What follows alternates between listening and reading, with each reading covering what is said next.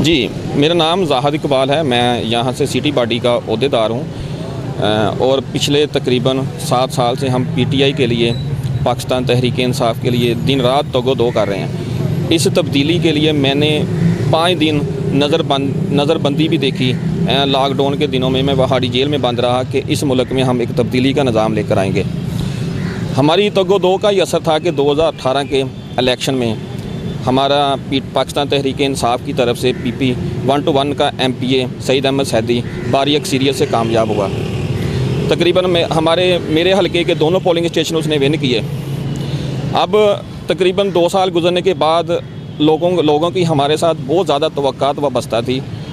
वो जो तवक्कात थी वो हमने गाहे बगाहे अपने MPA PP 1-1 चौधरी सईद अहमद सैदी को बताई कि जनाब ये हमारे हलके के मसले मसाइल हैं, ये हमारे फ़ंड के इशू हैं, जनाब इस पर नज़रसानी की जाए।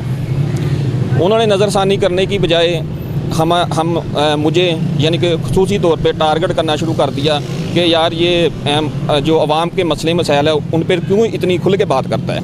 हमने तो खान साहब की पॉलिसियों को देखा है कि जो भी बात है उसको खुलकर बयान करना चाहिए। हमने वो बातें बयान की तो वो अब मुझ पर और मेरे कारों पर ज़ाती तौर पर हमलावर हो गया।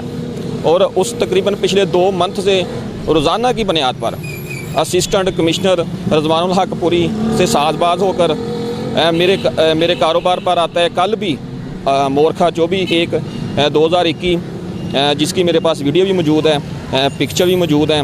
रज़वानुल हक बरोज़ इतवार छुट्टी वाले दिन अपनी सरकारी गाड़ी पर आया और मुझे थ्रेट करके गया कि मैंने इधर तुम्हें कारोबार नहीं करने देना, तुम्हारा मैं कारोबार बंद कर दूँगा।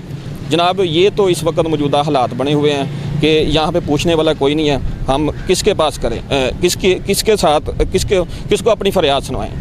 मेरी जनाब वज़ीर आज़म इमरान खान से, वज़ीर आला पंजाब सरदार उस्मान बज़दार से अपील है कि हमें इंसाफ दिया जाए और हमारी दाद रसी की जाए और इन ओछे हथकंडों से जो वर्कर जो है वो मायूस हो रहा है, इस मायूसी की घटा को फैलने से बचाया जाए।